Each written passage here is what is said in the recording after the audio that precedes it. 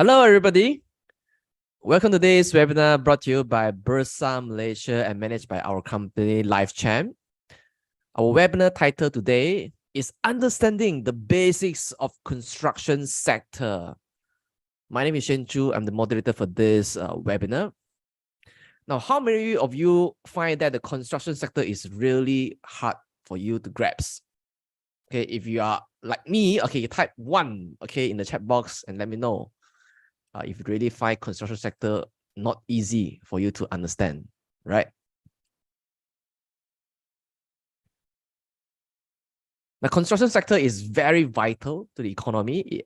It encompasses a wide range of activities such as property development, infrastructure development. And today we are going to go through the essentials of construction sector, so you know how do you dissect this industry so that you can make informed investment decisions when it comes to investing in this industry. Now, disclaimer: whatever we share in this session is only for educational purpose, so in no way that we give any recommendation for you to buy or sell any listed securities that we mentioned here. If you decide to make any investment decisions, you're 100% responsible for all your investment risk. Now, allow me to briefly introduce our speaker today.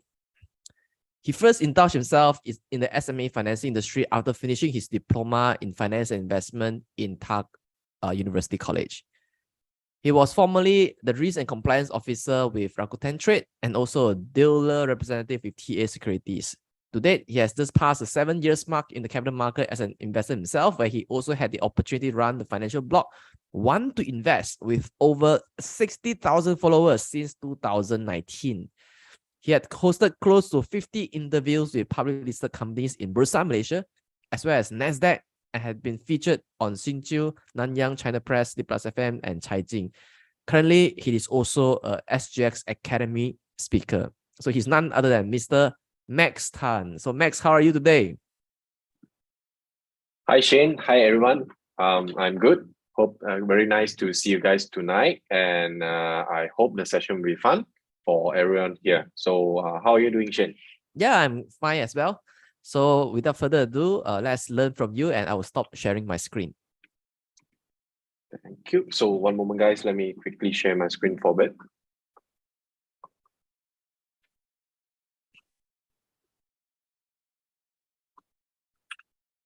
Okay.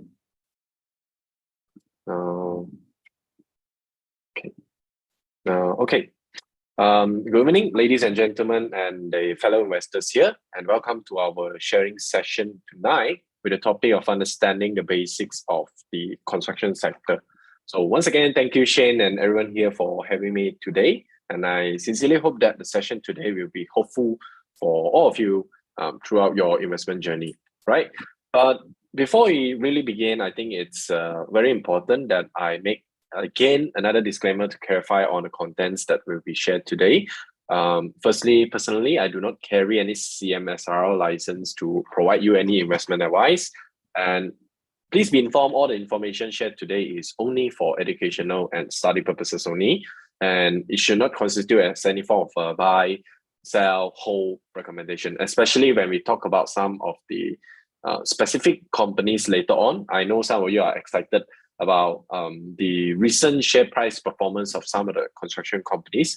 So if we do extend our conversation to that part, please be informed, there will be no recommendation on buy, sell, and hold, right? And if you really need such advice, I would strongly recommend you to engage a professional or licensed person to do so. So with that, hopefully everyone understands, and we can kickstart our session today, right? So speaking of the construction sector, and I'm sure some of you had already experienced the recent uptick effect of the construction and also property market as well, especially after the state election. But I think construction sector is really more than just, you know, a tool for you to, or for us, for traders to just trade after certain political stance has been made or certain news has been published. It's not just around rally, but essentially, construction industry is really one of the key pillars that supports the economy of Malaysia. And I think it's crucial for each and every one of us to at least understand the basics of the industry, I'll try to share as many and as I can today. I'll leave more time for the Q&A and for everyone to really capture any form of opportunities that may come in the future. Okay. So to begin with, let's talk a little bit about what the construction sector really means to us, especially as Malaysians. So back in 2022, the construction sector actually has contributed approximately 121.89 billion, if not mistaken, in terms of the value of work done in Malaysia. Now, I don't know whether this number would sound a lot to everyone here, but we need to look deeper into the spillover effect of the industry. So 121.89 billion. Okay, so what's the economic impact to the whole Malaysia? When we talk about the construction industry, naturally we would think of the need of building materials. So in this case, we're thinking about steel bars, concrete, aluminum frames, glass, timber, and all kinds of other materials. So once a construction project were to begin, it would immediately bring the demand into the deeper part of the value chain. So some of the things that commodities that we mentioned just now, or some of the products we mentioned just now, it will also benefit into the deeper part of the value chain, mining, metallurgy, processing plant, and some of the manufacturing houses. This is on the very earlier part of the phases, right? And of course, let's not forget about the logistics, the storage industry that is also involved in the spillover effect. I can say that whatever we mentioned just now is at the procurement, which is the purchasing of the raw material part of the sector. Now, imagine a construction site where the land has been cleared, meaning that you could imagine a plot of land used to have a lot of trees, and then the landscape obviously is not flat. Now, the construction site has been cleared, and you would need other services as well, such as sanitary to clean up the place. And of course, for your employees, just an example, for the workers there, catering business, all these services industry, they will be involved as well. So this is a small part of the spillover effect onto the economy. And if you have been trading in Bursa for quite some time, I'm sure you will understand that construction industry, they are in demand of cash, basically. So that would also, when a project were to launch, it will also benefit in terms of the credit, the financing services industry as well. So we'll talk a bit about the cost of financing impact onto the construction companies and how does it actually happen and what would happen if a company had too much gearing on them. We'll talk a bit about that later on. But for now, you get the rough idea of it. So the implementation of a specific project, especially now everyone is excited about mega infrastructure, right? So these projects would create really big impact onto the economy itself, right? So next up, we're going to talk a bit about job creation. Yes, in the construction industry, we do take in really a lot of foreign laborers. So I believe we have all heard of the labor shortage incident back in 2020, 2021. So the MCO times where there's a freeze in terms of the engagement of foreign laborers. So basically, at that point of time, a lot of construction companies, they couldn't bring in workforce into Malaysia, aka foreign labor. So at that time, a lot of projects, they were delayed. So imagine a spillover effect. When there's a delay, there's a stock up in terms of the inventories. So the lower the demand over there. So basically the whole economy got impacted as well, right? So when we come back to where construction projects are being implemented, so basically it would mean that more jobs are being created. So the spending power at the time has also been increased generally. So when we talk about spending power, there is a lack of spending power. I don't know if you guys feel it, but when you go to shopping mall, generally people are just window shopping for now. There are lesser. Normally, this is our topic of it, but normally how would I assess whether people are really buying is that you see whether they're carrying bags around or they're just walking around. Although there are a huge number in the malls, but not a lot of people are actually buying. So the spending power, especially into the retail industry, is also generally weaker now. But hopefully it will be recovering soon. And of course, the spending power, again, is going back to the economy, so so and so forth, right? And also, I think it's important to also mention that for those who trade in US or to those who monitor the US market, unemployment rate where we're talking about job creation, right? Unemployment rate actually reflects how the financial and or the political stability of a country. So previously we talked about some very fundamental factors on how launch of a project, how would it impact the fundamental factors of an economy. But as some of you may have been made aware, so foreign investment, be it FDI or the fund flows into the stock market, it would be impacted by the political stability of a country, which unemployment rate could be one of the yardstick for this kind of measurement. So there you go, a very brief view of how significant is the construction industry to the economy, right? So next one, infrastructure development. Now, infrastructure is basically, I think backbone would be a very great word to represent infrastructure development. So without infrastructure development, like bridges, like the transport industry, so basically our economy couldn't really function efficiently, right? So it's important for the infrastructure subsector to spur the spillover effect throughout the whole economy, like what we just mentioned just now, right?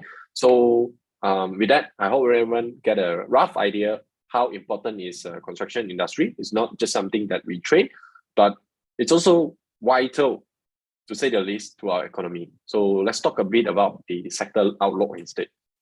Okay. About the market outlook of the construction and infrastructure industry in Malaysia, basically, in terms of construction work done in Malaysia, the total size, as we mentioned just now, 121.89 billion back in 2022. And you might have already made aware that this has actually suffered a downturn as compared to the 146.37 billion that is in 2019, right? So why is there a significant drop? It's quite significant, 20-something, 25 billion plus minus. Why is that such a significant drop? So in 2020, 2021, it's COVID-19 that impacted the whole implementation or the whole working outlook of the construction industry. So overall, it got impacted, right? So I think it's quite normal that we see a lower number in 2022. So I plucked some statistics from a recent prospectus that it's related to the construction industry. That's the latest one that I can see. So here's what I found.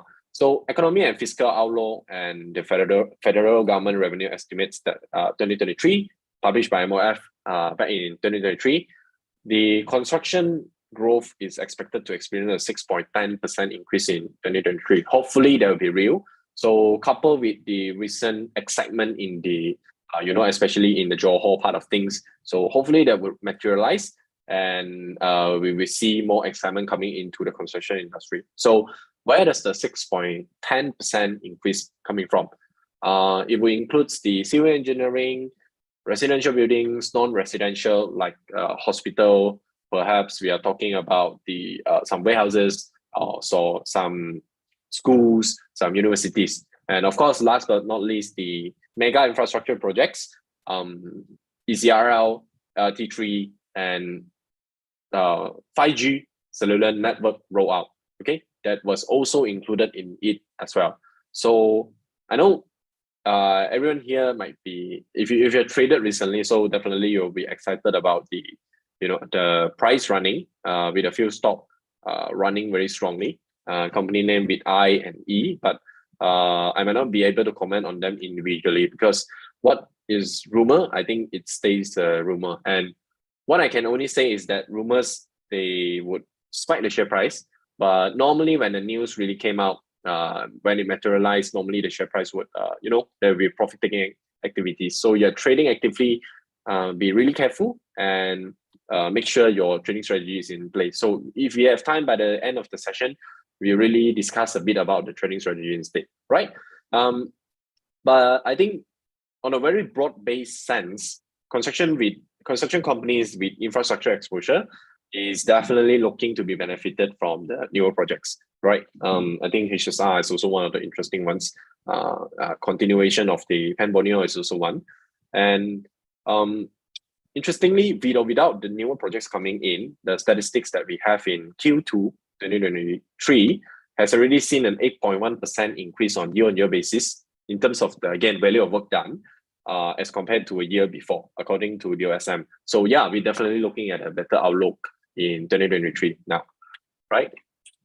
So I think this is just a very quick snippet on, there is a unity that hopefully all of us would work together to refocus back into the economy. This is just a very quick snippet. Okay. So I think we just talked a bit about the prospects of the construction sector, but I think we can look into some of the specific growth drivers of the construction industry, right? We talk about infrastructure investment and I think one of the big thing in the market is ESG. ESG has been becoming a crucial part of investing in equity. If you look at local market, EPF easily one of the largest investors in our country as well, to have a fully ESG compliant portfolio by 2030. So imagine that when other funds, they have the idea that EPF, they're only going to invest in ESG compliant companies. So what would other smaller funds do? They will follow suit. So ESG compliant portfolio, I think it's already quite famous overseas. So if you want a foreign investor to come into the counter that you're investing, so be sure to make sure that your company or the stock you invested in is ESG compliant. But to be honest, ESG compliant in terms of construction industry is not that easy, especially when we know that there are a lot of what we call moving parts in the construction sector. So it's not really easy for any construction company to prove themselves being so-called ESG compliant. Okay, but if you are talking about what we are seeing here, the green building initiatives, for example, eco-friendly construction methods such as the use of raw materials that have the can be reused. For example, bamboo is one of them. I think it's greatly used in other Asian countries, but not us. Recycled steel and some of the buildings that have installed energy efficient system or solar panels, green roofs, and living walls. So living walls are basically vegetation onto walls. So some of you, when you pass by the city, you may see there are luscious growing onto the side of the wall on some of the residential or commercial buildings. So I would think that that's one example of living walls. Or the construction company, they are using technology such as IBS for prefabrication or modular fabrication on and off-site. So basically, coming from a layman, so what does IBS mean is that if I know that I need to have a precast structure of a toilet, I'll manufacture it somewhere first. And then when I'm in the building process, I'll put it in onto the building itself. So that speeds up my building, but of course it will result in cost increment. Okay, that's on and off-site IBS. On-site, initially you will need to fork out a certain area of space, right, for you to manufacture the product. Of course, they'll say the higher cost initially, but lower cost of transport afterwards, right? Transportation is also a big part of construction industry, especially when there are multiple sites. They need to mobilize their resources, for example, machineries from site A to site B, and also labor from site A to site B, etc. So offsite, as the name suggests, the IBS or the modular parts, they're coming from other parts, right? For example, you need to travel 10 kilometers away from the construction site. But imagine how heavy the prefabricated parts would be. So that's also a part of the cost. Of course, construction companies themselves, they would calculate the cost and also basically the risk and reward of having an on and off site. So that will also greatly having IBS actually reduce the risk onto the labors as well. So because you already have the prefabricated products, so it'll be quicker, so lower risk for the labors as well. So these are some of the initiatives that the construction company they could do. And for you to distinguish some of the companies that are considered winner, that they have the green building initiative in place. So when a company they have fund support, and without some fund support, obviously the valuation will be much different. We'll talk a bit about that later on, right? And then talking about digitalization and technology, although we see lower exposure in Malaysia, building information modeling (BIM), it does help in the industry too. I don't know whether you guys have heard of the project River of Life (RL). The project is aimed of transforming the Klang River into a vibrant waterfront with high economic value. So basically, that's one of the example. You guys can have a look, can Google it up as well. So basically, BIM, it helps in designing, managing complex aspects like a water treatment facility, the landscaping, the transportation networks. So I know there's a lot of technical terms being thrown in here. So when you go and study a company, we will also discuss on how to study a construction company later on. When you go and study a construction company, make sure when you go through the annual report, go through analyst report, or whatever material you got, look for some of the things that are more techy in sound. And also, of course, make sure they really implement that as well. They don't just talk, oh, we have BIM, we have IBS in place, but they don't really exercise that. Then they're only talking. So probably that's not going to really help them in terms of the ESG scoring when it really comes to what it matters, right? Okay, so with all this initiative and also new technology, so we are also likely to see more investment, be it local or foreign, into the industry itself, right? I think for FDI, foreign investment, or investment into the stocks itself, or some of the government policies, or especially on the infrastructure, I think we pretty much covered it previously, so we're not going to spend much time over here. But I forgot to mention something which is also important, that a nation or a country with political stability, normally they would have a premium in terms of their PE valuation over the companies. Now, on average basis, this is not on average basis from what I see personally, construction companies, unless they have some special competitive advantage or they have something special going on, normally their forward PE valuation would runs around 8 times to 10 times, right?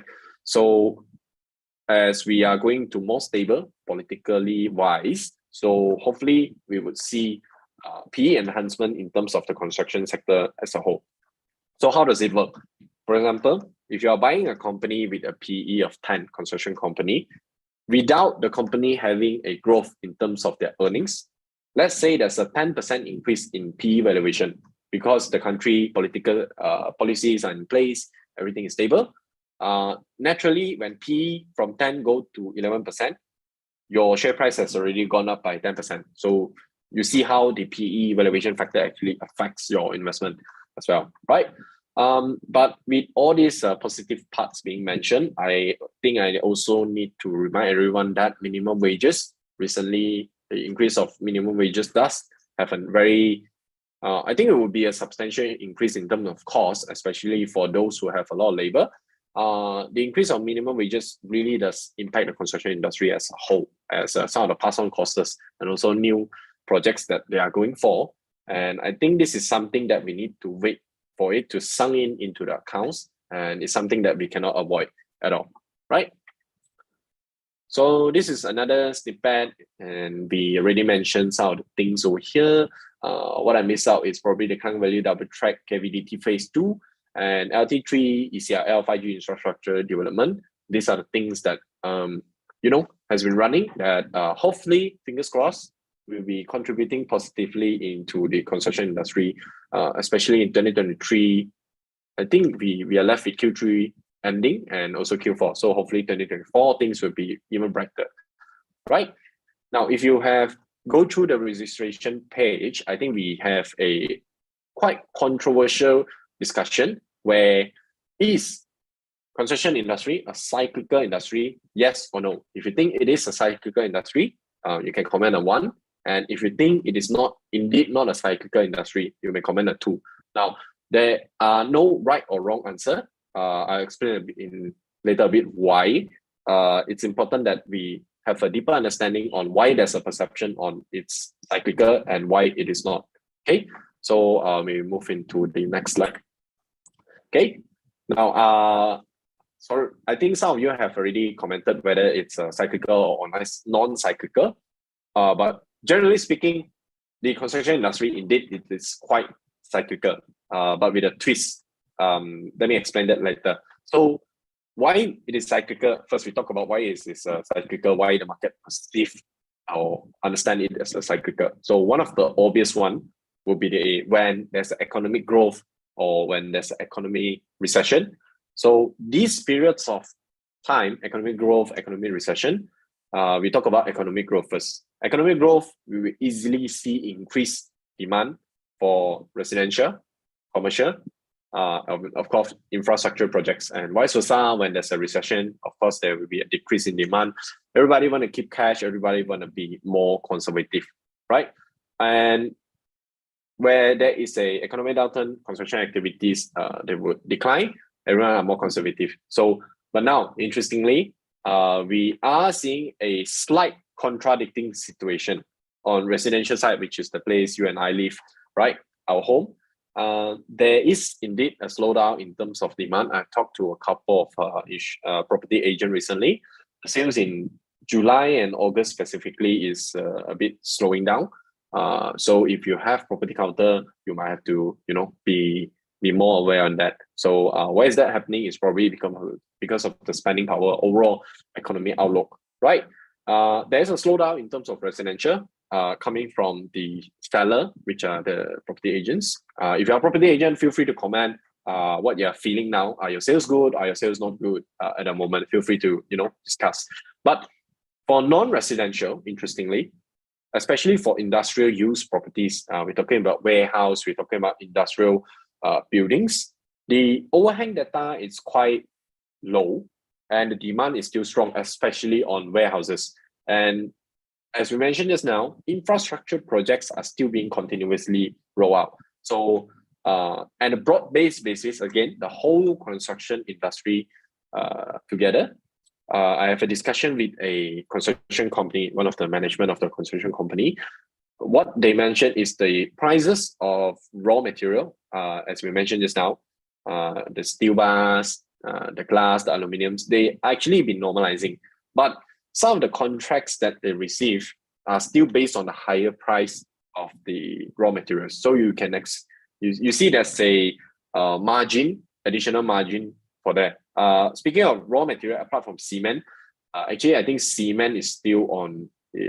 I wouldn't say increasing. It increased and then it remains staying on a higher level for now, right? But it wouldn't affect the overall cost structure for the construction companies, right?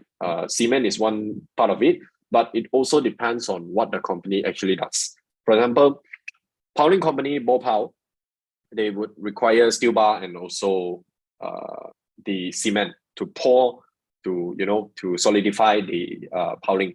And some of the companies they doing IBS probably they would need the cement as well. But for companies more into project management, for M&E, probably they would not use so much cement. So really depends on the company itself. We will talk a bit about that also later on. And you could imagine that with raw material prices coming down, it's a bit contradicting. Demand is down, but raw material prices is also down. So it's a bit tricky now. Okay. Now, let's talk a bit about also on the other factors. So some of the factors I already mentioned over here. Another factors that is important for investors to note is also the interest rate. And interest rate, I believe everyone knows, it plays a very critical role in the construction industry. So if I'm not mistaken, 7th of September, our OPR maintained at 3%. Generally speaking, it's a good news for the construction industry. But of course, it's not so good for the companies that are doing import. So because it might show a weaken, even weaker RM. So hopefully it won't go any lower. But anyway, interest rate maintained 3%. Generally speaking, it's good for the construction industry. Why? The interest rate itself, it could directly affect the home buyer sentiment, especially for residential. So think of this, imagine if interest rate is 5% now, OPR. When the banks are doing SBR plus their profit margin, your interest rate will be very high, let's say 7%. So you would think twice before you buy a house as compared to 3%, obviously. And also, they will impact the margins, profit margin of the construction companies based on the level of gearing. So let's say if a company, they have a very high level of gearing, okay, they would be negatively impacted by the increase of the interest rate. So interest rate higher, the higher their financing cost, except their loans are in fixed interest rate basis. So how can you check whether a company has high gearing? I think easily you can check on their balance sheet. But how about whether they have a floating interest rate or fixed interest rate? Easily, you can also check that in their annual report. I think it's quite far away in the part of the annual report where not a lot of people will actually visit that part, but you can actually check the breakdowns of their loan. Which bank is it from? What is the interest like? Is it fixed or is it flexible terms, right? The higher portion of flexible, the higher chance it will get affected by an increasing interest rate, right?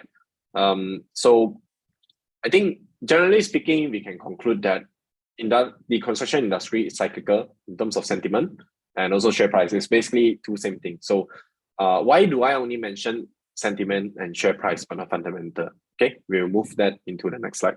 By the way, no one going to comment the individual in my slide, which is quite an old photo. No one going to comment on it. Okay. So why do I mention only sentiment and share price? You see, share price of a company, I think regardless of whatever market you're in, is always a representation of a perceived value of the masses. So in other words, when everyone think that a company is a good stock, everyone go and buy, it will increase in terms of share price. But the fundamental effect of the stock itself might not come into the picture so soon, or it might come immediately, or it will come later, right? So in this understanding, people tend to trade construction companies rather than holding them over the long term due to the higher fluctuation in terms of the share price. If you check on the beta of any construction companies, or if you compare to any other industry, except for cyclical industry, right? The commodities like the steel, the palm oil, those industry. If you compare it to FMCG, tech industry, tech is also cyclical in nature, just that the cycle is probably quite tricky to catch. It could be as long as 24 months, it could be 9 months. It depends on the inventory level. But that's another topic. Okay. Generally speaking, construction sector is very, very sensitive to news itself. But the fundamental aspect may not. Okay, it may not get affected so easily by the news or whatever factor. Okay, so in Malaysia, we do have some of the companies that prove themselves by continuously winning new contracts and also expanding their business in the construction industry. Okay, for example, let's talk about infrastructure project first, right? When some companies, they win big in infrastructure developments, which they already get a contract, but there is a slight twist in terms of political stance. Now, everyone is worried that the contract might get cancelled, which it does happen in Malaysia. But unless there's now that we are more stable hopefully, fingers crossed, we are more stable. Normally, there would be no more changes when they win the large contract, right? But if you are really afraid of there's a more political instability, this is important when you trade construction stocks, then perhaps you can look into the companies that win private projects, right? Private projects, again, we talk about in, I think, a few slides to come, right? If you talk about the companies that are anti-cyclical in terms of fundamental basis, so they continuously win projects. Basically, their order book will continuously increase. Now, some of you here, they might concern about the raw material price, like I mentioned just now. Now that raw material prices has gone down, the margin would increase. But what if there's a case where raw material prices increase again? Now, this is the tricky part again. You have to understand the contract, whether it's from private or it's from public. For public project, there's actually a initiative called variation of price, VOP, specifically for public projects. Basically, there's a certain threshold. Let's say a contractor receives a public infrastructure contract or a residential, let's say affordable house. The raw material prices actually increase a lot. Then the contractor can actually talk to the public sector, whoever party it is, can talk to them, hey, raw material prices gone up a lot. Can we readjust the contract that we previously signed on? Yes, VOP can help on that. Okay, especially I think when it touches with low cost affordable housing, which is very important in Malaysia, especially for the young generation like us. I think we can all agree that This is very critical for the government to continuously push on to low cost and also affordable housing, right? They're continuously lowering out government housing initiatives. So for companies that are able to get this kind of contract, normally they could keep the contract, and for investor, we could predict a more stable income stream. So we can have a better prediction in terms of how much the company would earn in the near future. Okay. And I think as for commercial and industrial building, as I mentioned just now, really the industry is still looking strong, especially for warehouses. Okay, hopefully it could maintain, but I think there are specifically area, Penang demand is still very strong, but in some industrial area, there are more projects coming out, and I compare the prices as compared to 3 or 4 years before.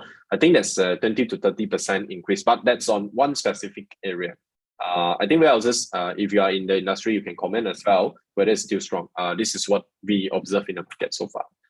Okay, so now we're going into more micro level. We talk about the landscape of the construction industry. So in Malaysia, for now, at the moment, we had approximately 50 construction companies that are listed on the main board, and around 11 of them on the ACE board. So when we talk about construction company, we are excluding the EPCC player. EPCC, like Solar West, Samadan, they are being classified as industrial products, right? So the construction companies that we mentioned just now, they are usually involved in the construction of residential building, and maybe a mix in terms of involvement in commercial projects and also infrastructure projects. So far, is there any pure play commercial and industrial construction company in Malaysia? I don't think there is a pure play one so far based on my observation. Normally there will be a mix. Let's say if I have residential projects, sometimes I also do school projects, or maybe I build police station as well, right? I think for the industry itself, let's talk about infrastructure first. Due to the sheer size of infrastructure projects, on paper, their margins tend to be lower. But I think for residential, it's a very interesting playing field. So for example, I'm going to quote some companies here, but again, there are no buy and sell call. These are case studies only. Companies like Southern Score SSBA, it's involved in someone like a project management company. If you could check on their annual report, I think you can see their headcount is actually very low. PMC, project management company, they have a lower asset base. So these companies, they have a lower asset base, they lower depreciation. Normally, they would enjoy better margins, up to double-digit margins, or close to double-digit margins. And some special cases, okay, like Kejaya Prospect, due to their involvement in higher valuation. So basically, property developer, okay. We talk about the valuation.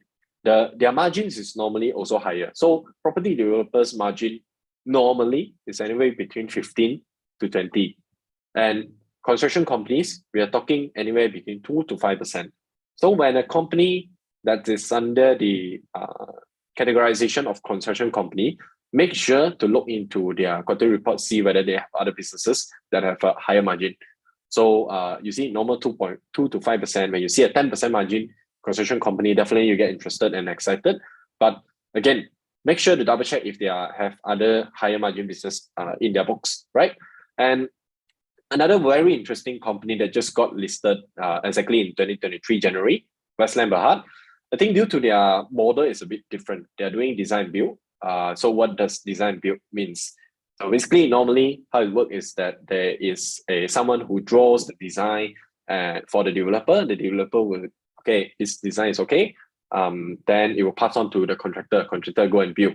But Westland, they do something what we call value engineering. They try to look at the design, or they do the design themselves at all, and they submit back to the developer with the hope of reducing their costs. So maybe the whole setup of the structure doesn't need so much, let's say, steel bar, right?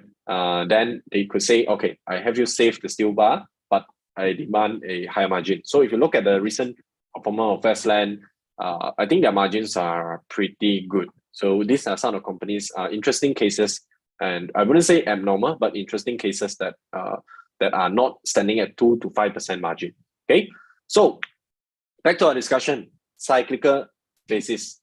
Yes, the share price and also the sentiment is always susceptible to the news and also the sentiment and also the general markets and share price performance of other industry as well. But fundamentally speaking, if you look at the companies that we have a discussion just now, I think they perform generally quite well over the past years, despite, let's say, COVID-19 that is impacting them. Okay, so the conclusion for the landscape of construction types is that you need to understand what they are doing. Are they doing piling? Are they doing project management? Are they doing construction plus property development? Are they doing M&E? Are they someone special like Osrex? It's construction / technology.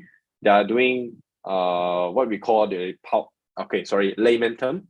They check whether the piling is it good enough, right? Coming from a layman term, sorry, I forgot the geotechnical specialist. That's the more technical term on it. So try to look into more construction companies that you have a deeper understanding why their margin better, right? So why is margin important? Imagine you investing in a company with, let's say, 3% margin.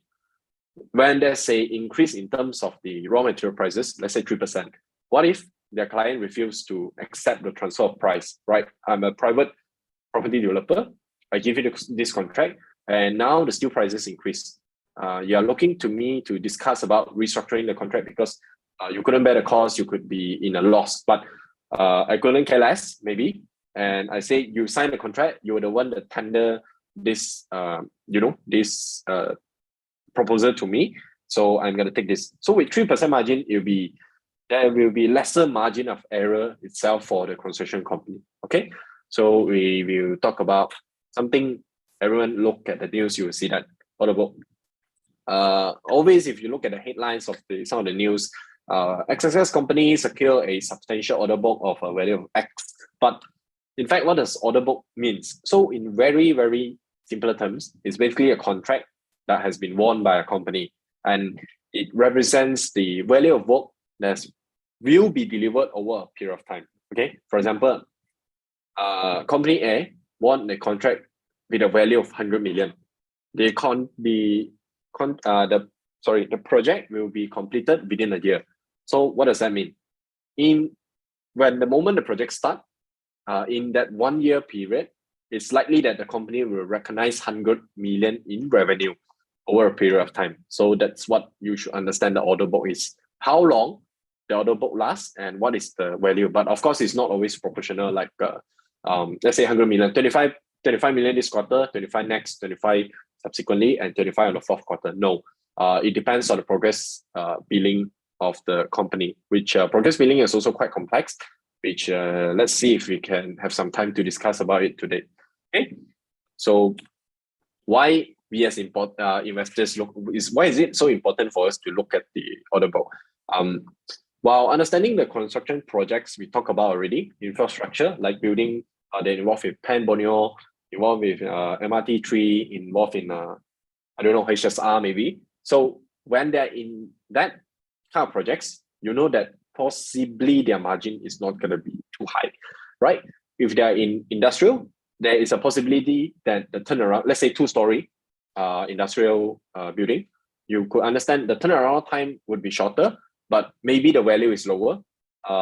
Because of shorter turnaround time, the faster cash flow, the margins could be slightly higher. And when we talk about maybe residential, understand residential, it really depends on what they're doing. Are they doing the car park, the basement level, or they're doing painting? Some company, I don't think that's a painting specialist. Pure in construction center, of course, we are spray paint company that's listed, but painting in the construction industry listed alone, I don't think we have that. So understand what they actually do in the contract itself. You can look it up on Busan announcement, what they actually do. So having a rough understanding of what they do, referring back to their previous margins, then I think you can have a very rough idea of future projections on how a company could deliver their revenue, like the revenue recognition part over here, right? Okay, so why do we mention about financial health assessment when we talk about order book? Okay, so let's think a bit about the perspective of a party who awarded the contract, right? Let's say if I'm the private developer.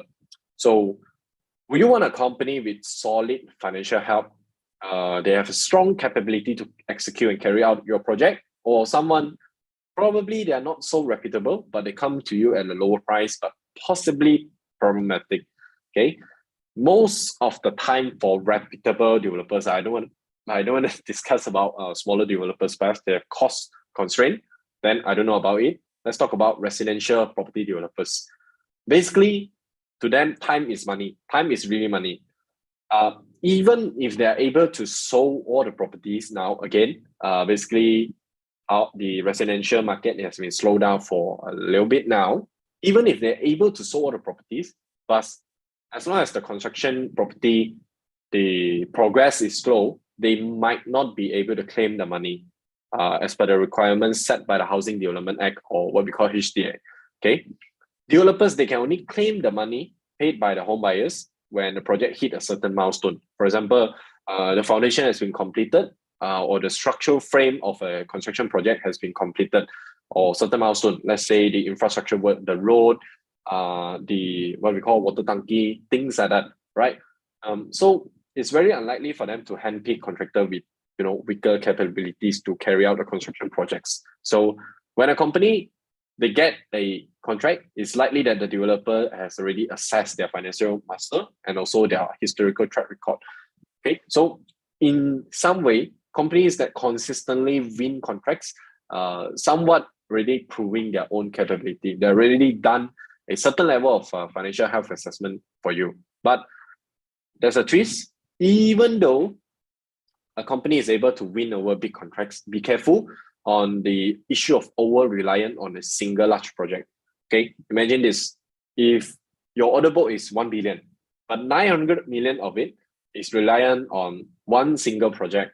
Okay, I think there's one company in Malaysia that actually faces this issue. They have an over billion order book, but because of one project has been delayed, the developer has some cash flow issues. So the company actually face very serious consequences and also liquidity issue, which has damaged their share price. So be careful when you assess the order book of a company. Make sure that's no over reliant on one single large project.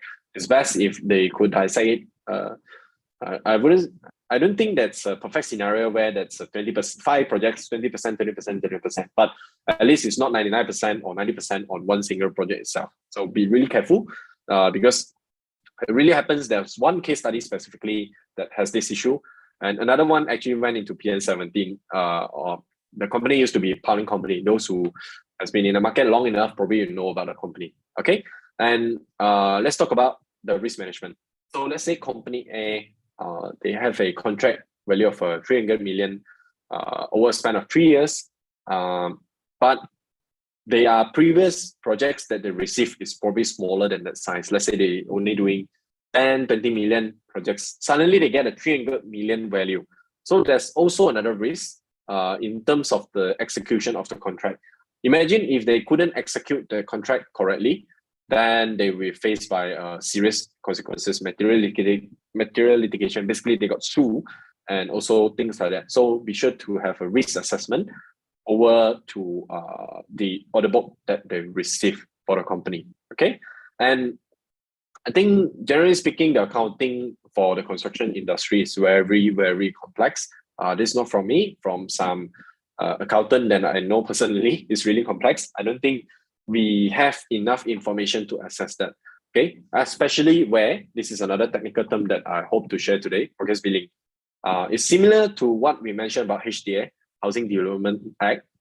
Basically, construction companies, they could claim the developer based on their work progress in place. Okay, for example, like the 300 million project we mentioned just now. If you complete 30% this year, probably you can get around 90 million, right? It depends on the progress that up to which level you're in. If you delay, you'll be faced by LID, liquidated ascertained damage LID.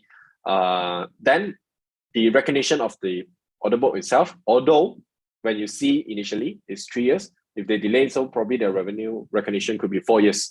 So it will be diluted. So each year, their revenue might not as high as what you expect. But vice versa, if the construction company is so capable that they finish the project before the timeline, let's say 300 million, expected to be 3 years, but they complete in 2 years. So 150 million for each year. So the uptick in terms of the financial performance of the company is higher. When there's a surprise in terms of fundamental performance of any company, normally it will be followed by a positive increment in share price. Okay. So I think generally speaking, the higher the order book, although it could be better for the company, but again, it will be beneficial when you go for another tender, but you could also be penalized if you couldn't handle the project. So what is the metric that order book of too much is really too much? So I would say something that around 5 times of their previous year revenue. I think, especially it's over a short period of time, I think you might have to be careful whether they have the resources to carry out, right? Especially when the construction industry, one of the most critical issues is always on the cash flow. We'll talk a bit about that. Okay. So next, how about unbilled order book? I think unbilled order book is quite simple, as the name suggests. So let's say we're talking about 300 million worth of contract for a span of 3 years. So let's say the company has delivered 80 million in the first year. What will be the remaining value? So very simple, 300 million minus 80 million. The remaining value would be 220 million. And this is what we call unbilled order book. So make sure when you study any construction company, look into the unbilled order book, as this will be the amount that would recognize over the span of the remaining years. So again, 300 million, first year recognized 80 million. So equal to 220 million to be recognized for rest of the 2 years. So be sure to keep track of the unbilled order book of the company. Okay. I think we talked a bit about not only a bit, I think we cover pretty much a lot of things here apart from cash flow management. Okay. When studying any construction companies, cash flow is one of the most important financial metric that you always refer to. So imagine this construction company, let's say company A, they are very aggressive, they are young, they're hungry, they are constantly increasing their order book. But here comes the problem. They couldn't collect payment from their clients. Okay. So what would happen in this scenario? I don't want to mention public or private.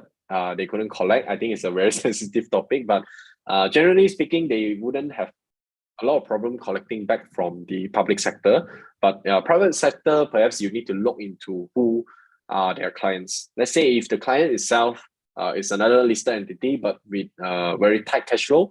So don't expect the company itself, the construction company you are investing in could collect cash flow that soon, right? So what happens when you couldn't recoup your cash? Then you have to raise fund. One, it could cause a dilution in per share basis. That means that they're going for a right issue, which I think everyone here doesn't really like right issue, or nor do everyone else here like private placement, because it would dilute our shareholding. So when that happens, yes, naturally they have to do that, and your shareholdings will be diluted, which is not good. Or secondly, they would go for bank financing that would increase their gearing, and naturally financing costs for the company.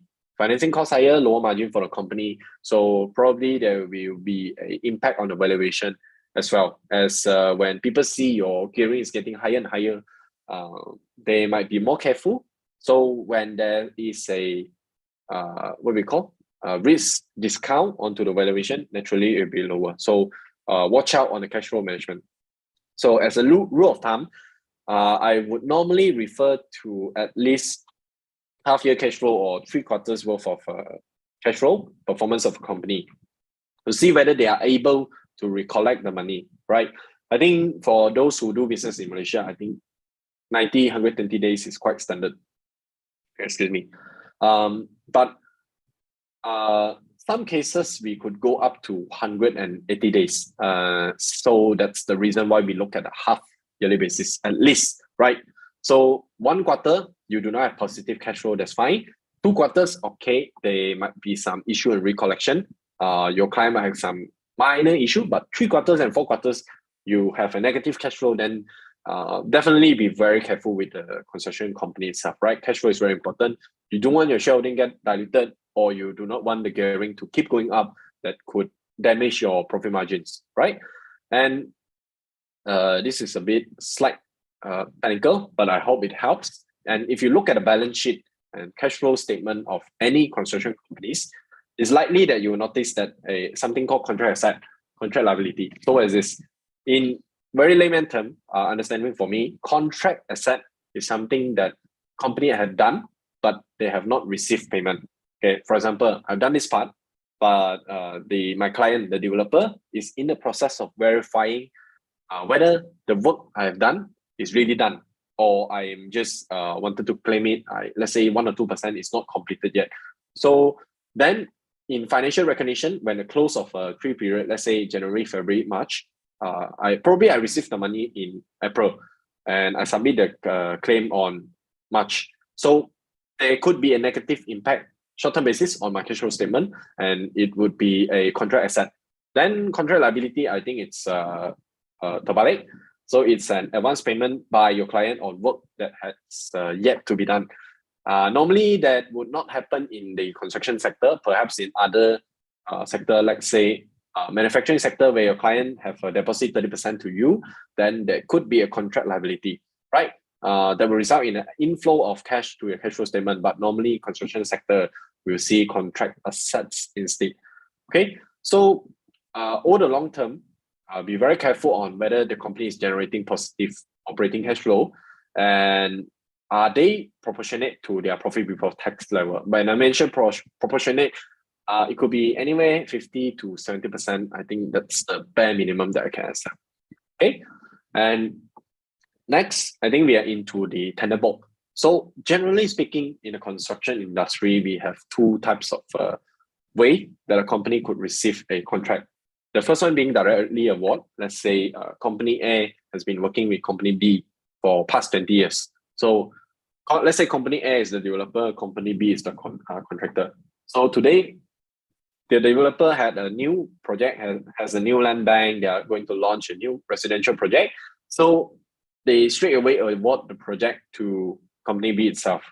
That could happen in private sector, but rarely happen in the public sector. So the second one would be the public tender. So let's say ABCDE, you all submit your own proposal to me, and I will assess which proposal is the best in terms of economic terms back to me, right? If you do not assess the other options, let's say the direct award, it's normally risky because there might be better options in the market. But privately, Malaysia is also a very relationship-based country, I would say. So sometimes it would not go through a public tender, but normally it wouldn't be too big of an issue, because obviously a developer, they want their margin as well, right? Unless it's RPT, related party transaction. So that's a bit of conflict of interest that you need to assess, right? So tender book. I submit my tender, okay? I propose to get a new project from the market. So let's say if I have a tender book of, let's say 1 billion. So how do you assess that? Let's say you are looking into company A. Company A is telling you, our tender book is 1 billion. Now, the way you measure is normally on historical win rate. On a very ballpark basis, is normally 30 to 40%, unless there's exceptional basis or there is a previous lumpy size project that could make the number go higher or lower.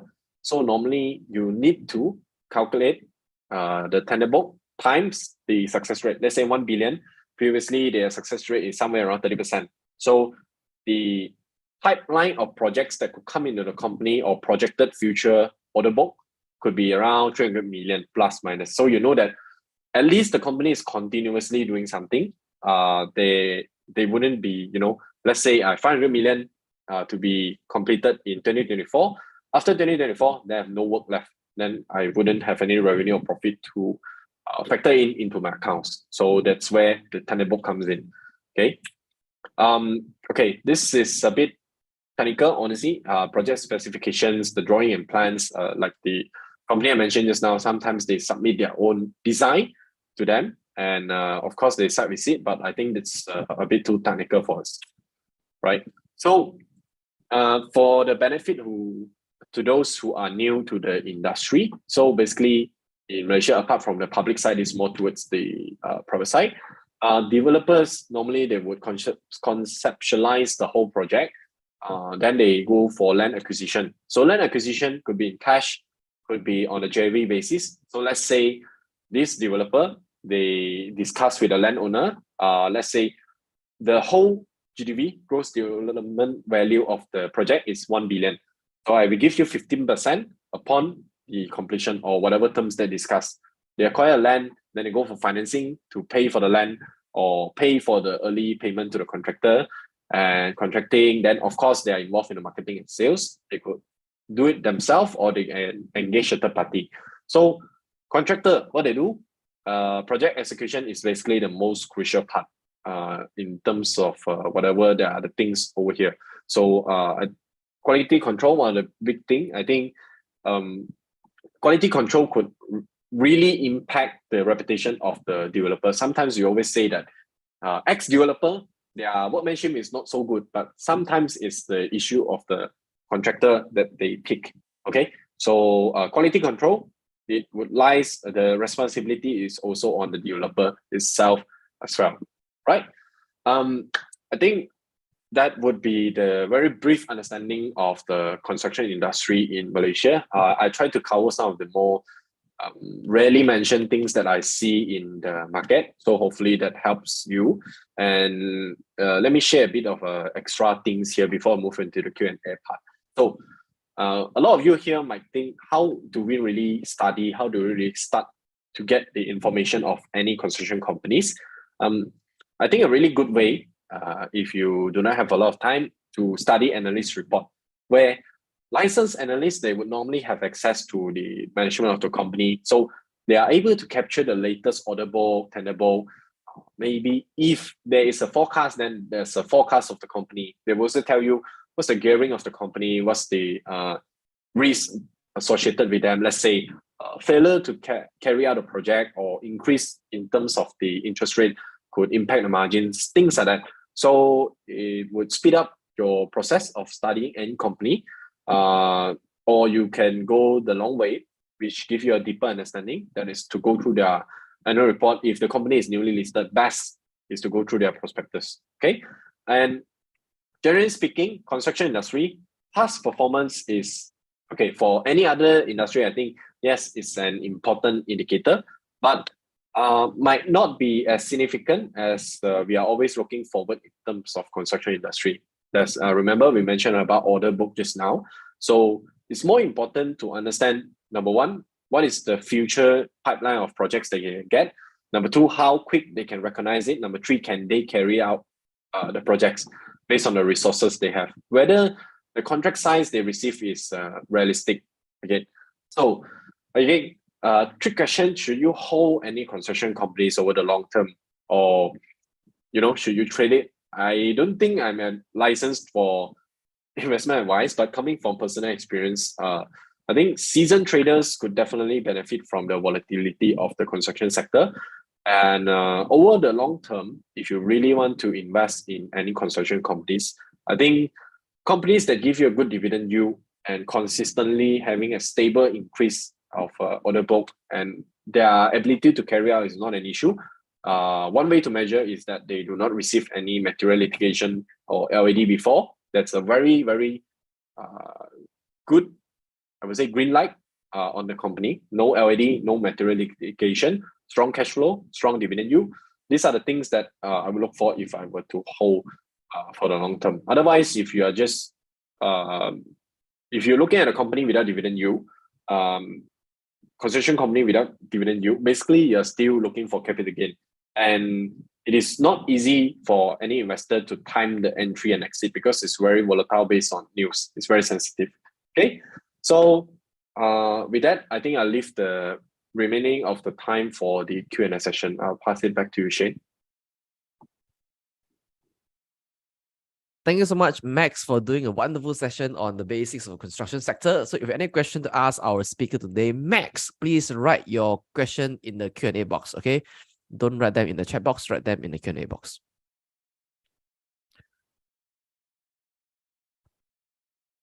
The first question by Mingni is that generally, what is the healthy margin for contractors? Okay, I give you an answer that you'll not be happy, but the higher the better. Okay, jokes aside, I think double digit is very healthy for contractor, but it's not really easily achievable.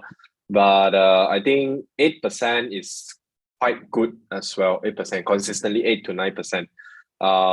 That is one of the better. Not okay. I wouldn't say better. I would say a more preferred profit margin that I would look for when I'm looking at any construction companies overall.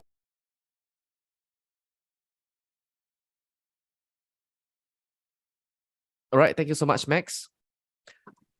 Just to seek clarification, contract asset is work done but not yet built, right? I wouldn't say, okay, it's really technical for us to say whether it's built or not, but for our understanding, just think of it as something that the company has done, but they haven't received the cash yet. Okay, so they could receive the cash, let's say if it's in current asset, so probably in the next 12 months, they could convert it into cash flow, hopefully, fingers crossed. So it'd be easier to understand it that way. Okay. The next question is by Faisal.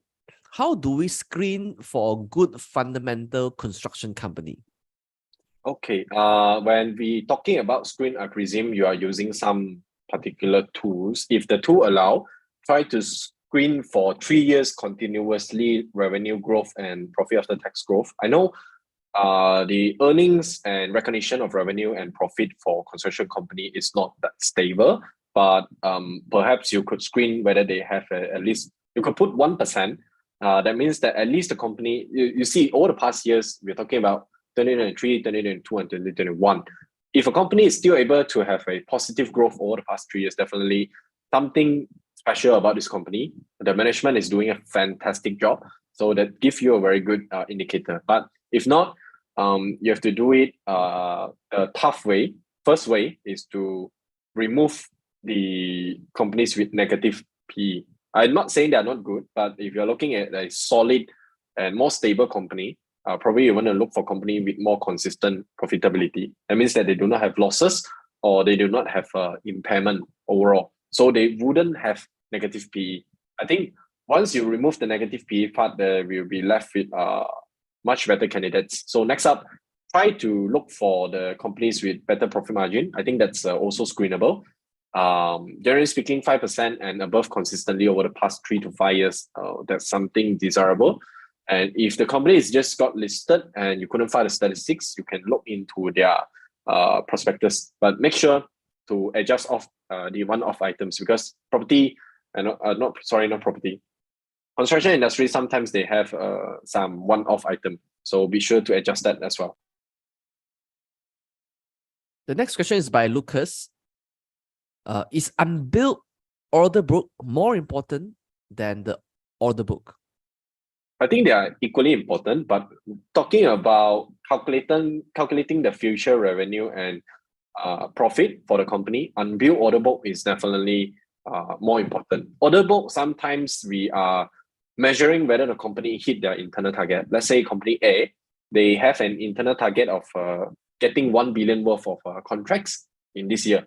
So looking at their order book secure in this year specifically can really tell that whether the management delivered what they promised, or they're just writing it for fun or for it to look good in the annual report. So order book is also important, but recognition of revenue and also forecasting their upcoming financial performance, probably unbilled order book is more important in that sense.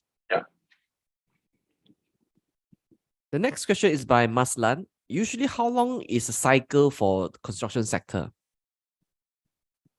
I'm not sure by the meaning of cycle.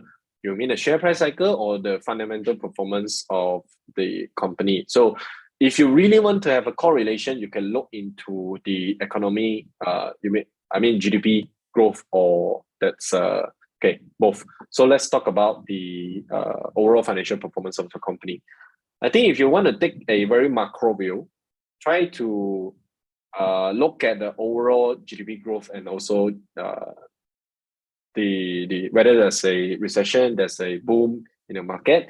So you get a rough idea whether it's an upcycle or it's a down cycle of the economy itself. But I think that it's more relatable to sentiment and share price. But fundamentally speaking, cyclical wise for the construction company, it is better for you to look on more micro level to look at the order book of the company itself. Why? Let's say if the construction industry as a whole is going down, but there's this company that's continuously securing projects. Of course, you need to assess later on whether the margins are making sense or not. If they're able to get more contracts, but the margins are lower than what they previously done, it's just to cover their costs, then this company definitely previously they're doing around 2 to 3% margin. And with the tougher contracts coming in, it's very easy for them to get into losses. So that's a tricky part as well. But fundamentally speaking, cyclical for the construction companies ultimately also relies on their order book, also tender book. So I think that's the answer that I could give you. Thank you so much, Max. The next question is by Matthew. Do you have any example of company with great order book? I think that's plenty. I try not to mention any specific stocks over the session.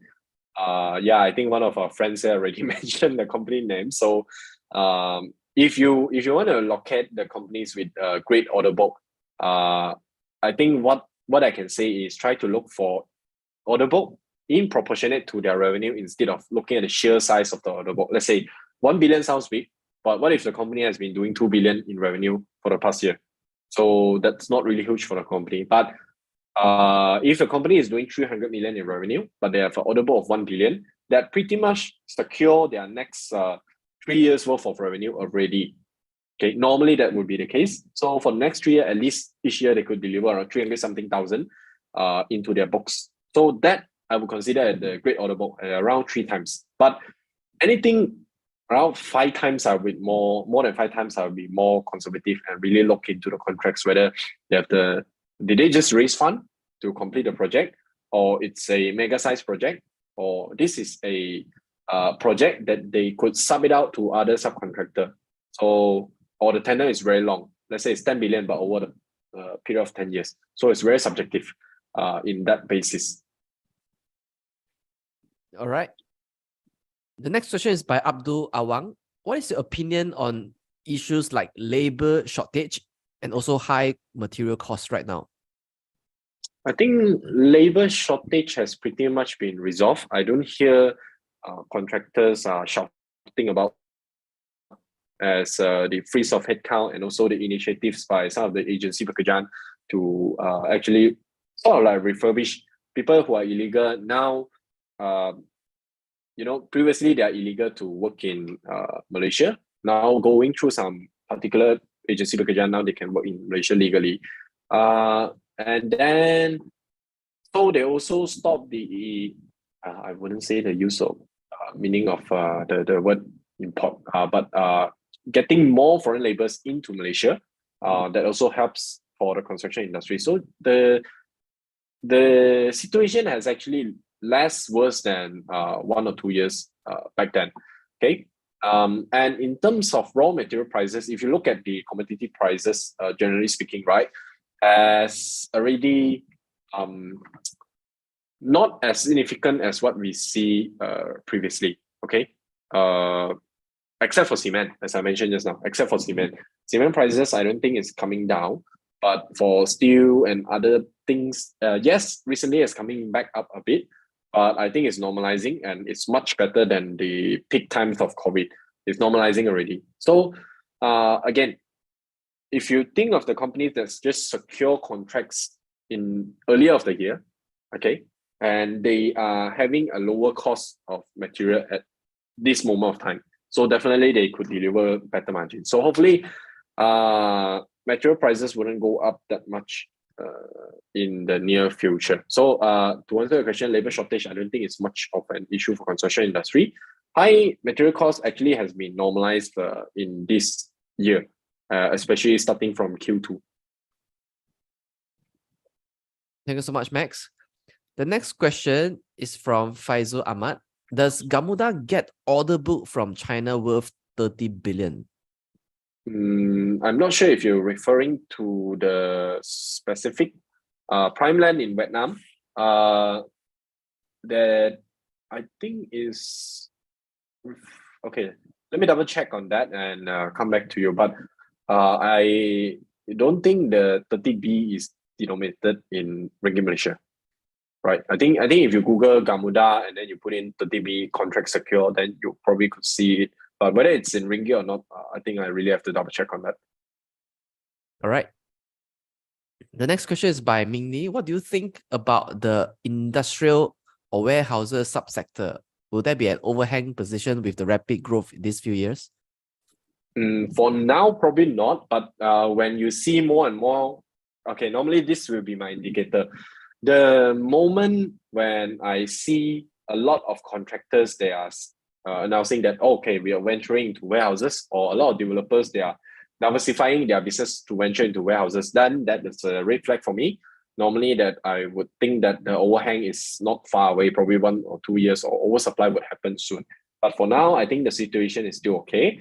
There are not a lot of players that have the capabilities, and also the industrial players, they are also very careful selection on the brand names. So let's say residential developer wants to move into building industrial park. It's not easy. So who will be the buyer? Who will give you the LI, letter of intention, to say that, okay, I'm going to take 1, 2, 3 plot of land for my property? If you do not have the track record, it's going to be tough unless you're going to go into a joint venture with a reputable player or the government itself. Let's say joint venture with Gulim state government or something like that, and you were to build for semiconductor or solar specifically, then it will be easier to carry out in that sense. For now, I think it's still okay. All right. The next question is by Cairo Anam. Will oil price spike affect the building material cost in the near term? Right. I think yes, indeed, the oil price has been moving up again lately. So far, the prices, if you guys want, you can actually monitor a couple of things. I think first thing is the aluminium, steel, cement. You can look at the financial performance or the analyst report there are only 2 or 3 companies in Malaysia that are doing cement. So you look at the financial performance, if they are doing super well, then the prices has gone up. But if I look at the steel rebar prices now, I think it's slightly higher. It's slightly higher than the lowest point in around May this year or November last year. But I think it's still on a more controlled manner so far. All right. Let's do one last question by Lucas. What are your thoughts on developers venturing overseas? Are they usually successful? Okay, I think I know which company Lucas is referring to. It should be a new company that just got listed not too long ago, but we try not to mention any names. Okay. Venturing into, sorry, the question is developer, right? Yeah, nothing to do with construction company. Okay, no worries. Developer. So whether they will be successful. So you need to look at the whole process of developing a project. First, you need to get government approval, whether they are familiar with the country itself. So for a listed entity to venture into some other country, I'm sure they already done their homework. They already found their partner. If they couldn't own 100% of the entity over at the foreign country, they surely have already found a partner. Secondly, whether the land laws over there is beneficial for them. For example, if we're talking about Vietnam probably you see a lot of news that the China company got the non so polite word will be slaughtered because of the price crash. But if you are venturing into that market at this timing, when the other property companies are getting slaughtered, are you getting cheaper land bank? That's the question. So what kind of timing are you venturing into that country itself? Okay. So thirdly, I think it's also important to look at, let's say you're looking into US, not Vietnam, not Indonesia, let's say Thailand. Look at the financial performance recently for some of the Thailand developers, whether they're doing well.